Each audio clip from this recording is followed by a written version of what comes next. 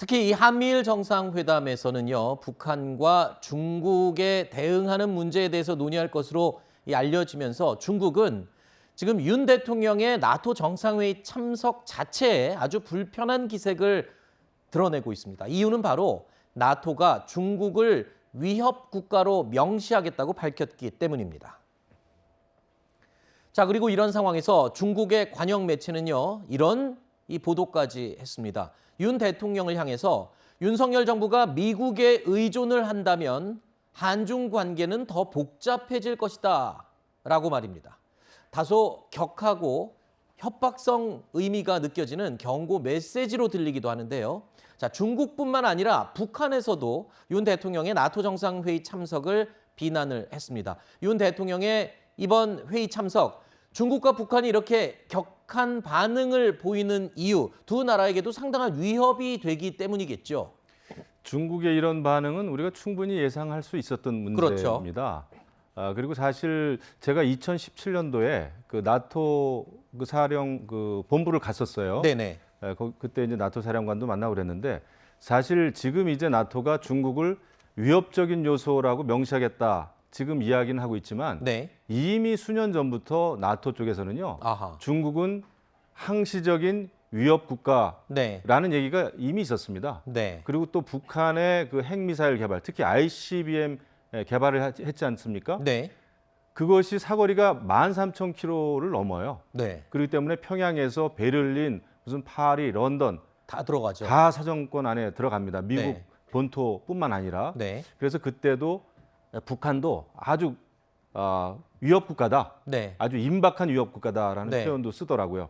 그래서 지금도 이제 그 한미일 정상은 물론이고 나토 차원에서도 중국의 여러 가지 그런 그 안보적인 측면에서의 또 외교적인 측면에서의 굉장히 위협을 이제 명시화하는 거죠. 네. 그런 측면에서 이번에도 나토는 이제 중국에 대해서 그런 굉장히 경계하는 네. 그런 내용들이 많이 담길 겁니다. 그렇군요. 그런 거에 대해서 중국은 이제 지금 반발을 하고 있는데 그렇다고 해서 우리 대한민국이 중국에 의존해서야 또 되겠습니까? 네. 그러니까 중국도 이런 기회에 본인들도 본인들의 외교적인 입장이나 이런 걸 성찰을 해야 됩니다. 네. 한반도 또 아시아 평화를 위해서 어떤 네. 것이 옳은 길인가에 대해서 말이죠. 네. 김 의원님께서 이렇게 얘기를 해주셨습니다. 중국도 중국 나름대로 지금 국제 외교에서 본인들이 어떻게 해야 될지 다시 한번 좀 생각을 해야 될 필요가 있다. 이런 이야기인데 이 한덕수 총리는요. 중국의 격한 반응에 대해서 이렇게 이야기했습니다. 중국이 하라 마라 하는 것 자체가 예의가 아니다라고 말입니다. 우리가 나가야 하는 원칙, 이걸 하기 위해서 중국이 경제적으로 불만을 가지고 조금 좀 불리한 행동을 하겠다. 그럼 그거는 우리가 당연히 그거는 옳은 행동이 아니라고 얘기를 할 뿐만 아니라 더 중요한 우리의 원칙을 갖다가 깨부시고 해서는 안 된다고 생각합니다. 우리가 안보를 위해서 앞으로의 협력을 위해서 필요하다고 그러면 가는 거지 거기에 대해서 중국이 뭐 하라 말라 하는 것은 그거는 예의가 아니지 않냐. 그거는 상호 존중을 한다는 거에 저는 반갑니다. 저는 그렇게 생각하고 있습니다.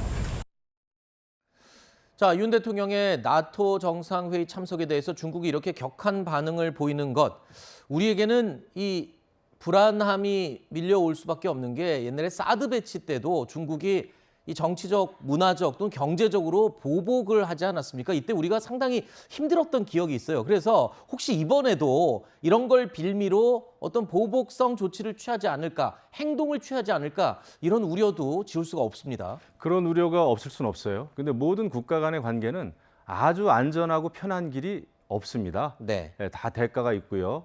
그런데 지난번에 사드 관련해서는 사실상 중국이 반발했던 그 단초는 우리가 원래 사드를 들여오지 않을 것처럼 몇 차례 이야기를 했었거든요. 네. 뭐 미국이 요구한 적도 없다, 협의한 적도 없다 이런 얘기가 있은 지 며칠 있다가 사드 배치 결정이 나버렸습니다. 네. 그러니까 중국이 거기에 대해서 발끈한 거죠. 그래서 이것은 뭐냐 하면은 우리가 원칙을 지키면 됩니다. 네. 그때도 사실은 사드가 왜 필요한지에 대해서 처음부터 이야기를 했었어야 돼요. 네. 그런데 약간 좀 안 할 것 같이 이야기를 하다가 갑자기 사드 배치 결정이 되니까 중국이 네. 거기에 대해서 반발한 거거든요. 근데 마찬가지입니다. 앞으로 우리가 대한민국의 국익을 위해서는 우리의 원칙을 지키고 네. 그러면은 중국도 거기에 대해서 크게 반발하는 데 있어서 명분이 없어요. 네. 호주가 딱 그랬습니다. 호주도 우리 한국처럼 중국의 경제 의존도가 상당히 굉장히 높거든요. 네. 그럼에도 불구하고 원칙을 지키니까 네. 중국이 호주에 대해서 아무 말 못했습니다. 네. 처음에 보복을 할 것처럼 했지만 네. 그렇기 때문에 우리도 우리의 국익, 핵심 이익을 위해서는 원칙을 지키고 하면은 중국도 존중하지 않을 수가 없어요. 그렇지 않으면 그렇죠. 중국이 손해입니다. 네. 일방적으로 중국이 지금 이득을 볼 수 있는 그런 구조는 아니에요. 그렇죠. 그리고 지금 자유진영이 한데 모이는 엄청나게 중요한 국제 질서에 우리가 이 타이밍을 놓치고 여기에 지금 편승을 안 하면 네. 앞으로 우리는 더 큰 안보 경제 면에서 그렇군요. 불리해지는 거죠. 네. 그래서 우리는 자유진영과의 파트너십을 지금 공고히 해 나갈 때입니다. 네. 우리가 원칙만 준수한다면 중국의 위협에도 전혀 흔들릴 필요가 없다. 이런 취지의 말씀이신 것 같은데 국제 관계에 있어서의 가장 제1 원칙은 그 나라의 이익, 국익 아니겠습니까? 그렇죠. 네, 그거죠. 예. 알겠습니다.